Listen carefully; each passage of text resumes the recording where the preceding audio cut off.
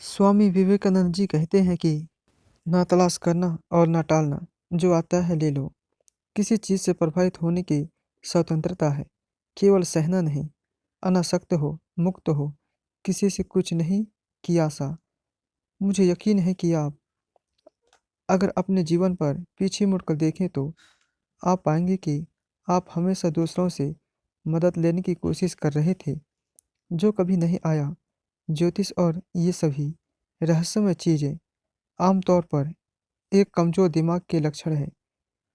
इसलिए जैसे ही वे हमारे मन में प्रमुख हो रहे हैं, हमें एक वैद्य के पास जाना चाहिए, अच्छा भोजन करना और आराम करना चाहिए।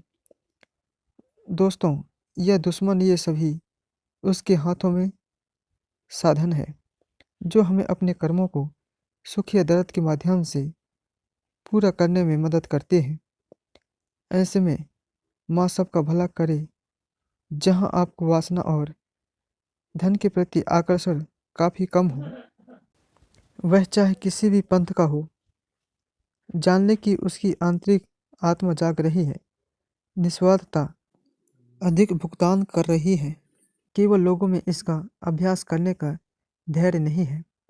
ध्यान, आप जानते हैं, एक प्रक्रिया कल्पना द्वारा आता है।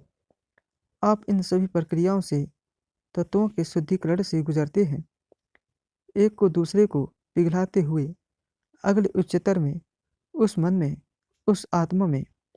और फिर आप आत्मा हैं। जब तक महिलाओं की स्थिति में सुधार नहीं होगा, तब तक दुनिया के कल्याण के बारे में सोचना असंभव है। एक पक्षी के लिए केवल एक पंख पर उड़ना असंभव है। हम ऐसी शिक्षा चाहते हैं जिससे चरित्र का निर्माण हो, मन की शक्ति बढ़े, बुद्धि का विस्तार हो और जिससे व्यक्ति अपने पैरों पर खड़ा हो सके। पूरी नारीत्व का विचार पूर्ण स्वतंत्रता है। हर चीज का एक कारण होता है। हम प्रकाश के पुत्र और ईश्वर के पुत्र हैं। प्रभु की जय, हम सफल होंगे। अनुभव ही हमारे पास एकमात्र शिक्षक है। जीवन में सबसे अच्छा मार्गदर्शक ताकत है। आज का कारण अतीत का प्रभाव और भविष्य का कारण है। हम किसी को दोष ना दें, हम अपने कर्मों को दोष दें। जैसे ही हम प्रक्रिया करते हैं, हम गुलाम बन जाते हैं। एक आदमी ने मुझे दोष देता है और मैं तुरंत क्रोध के रूप में प्रक्रिया करता हूँ। उसने जो एक छोटा सा कंपन पैदा किया, उसने मुझे गुलाम बना दिया। बिना जन्म या मृत्यु के शाश्वत, नित्य मुक्त, अपरिवर्तनीय और सभी परिस्थितियों से परे यह मनुष्य की आत्मा है। मनुष्य की वास्तविकता आत्मा आत्मा है। हम पहले तथ्यों का निरीक्षण करते हैं, फिर सामान्यीकरण करते हैं और फिर निष्कर्ष या सिद्धांत निकालते हैं। जब असीम साहस और हृदय में अदम्य शक्ति के साथ तीव्र कर्म योग की आवश्यकता है, तभी देश की जनता जागेगी। वह व्यक्ति अमरता को प्राप्त हो गया है, जो किसी भी भौतिक वस्तु से परेशान नहीं है। खुद पर विश्वास रखो। महान विश्वास ही महान कर्मों की जननी है। वह एक नास्तिक है जो खुद पर विश्वास नहीं करता है। पुराने धर्मों ने कहा है कि वह एक नास्तिक था जो ईश्वर में विश्वास नहीं करता था। नया धर्म कहलाता है कि वह एक नास्तिक है जो खुद पर विश्वास नहीं करता है। कोई नकारात्मक नहीं, सभी सकारात्मक है। मैं हूँ भगवान, सब कुछ मुझ में है। मैं स्वस्थ, पवित्रता, ज्ञान जो चाहूँ प्रकट करूँगा। ध्यान एक प्रकार की प्रार्थना है और प्रार्थना ध्यान है। उत्तम ध्यान कुछ भी नहीं सोचना है। यदि आप एक क्षण बिना विचार के रह सकते हैं, तो एक महान शक्ति आ जाएगी।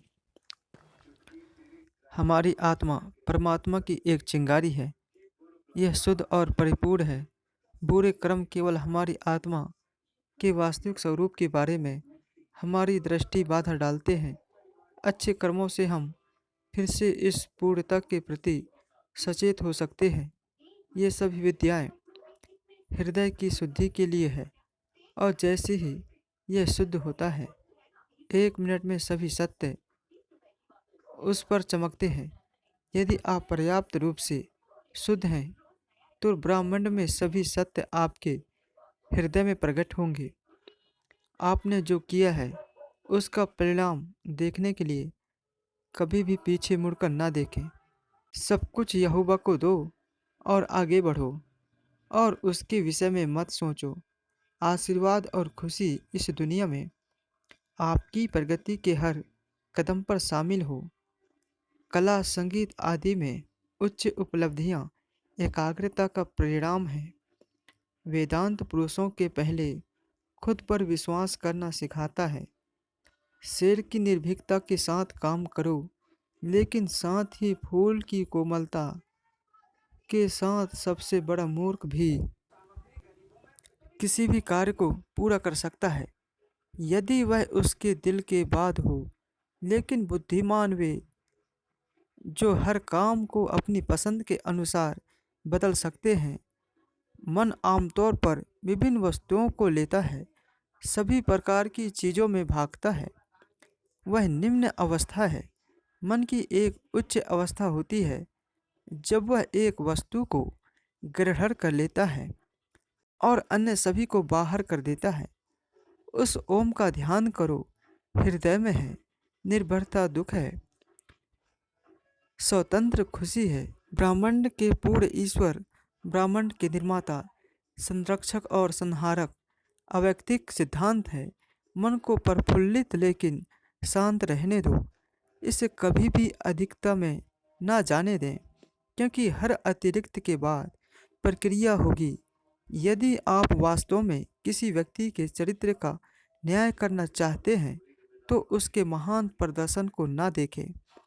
एक आदमी को अपने सबसे सामान्य कार्यों को करते हुए देखें।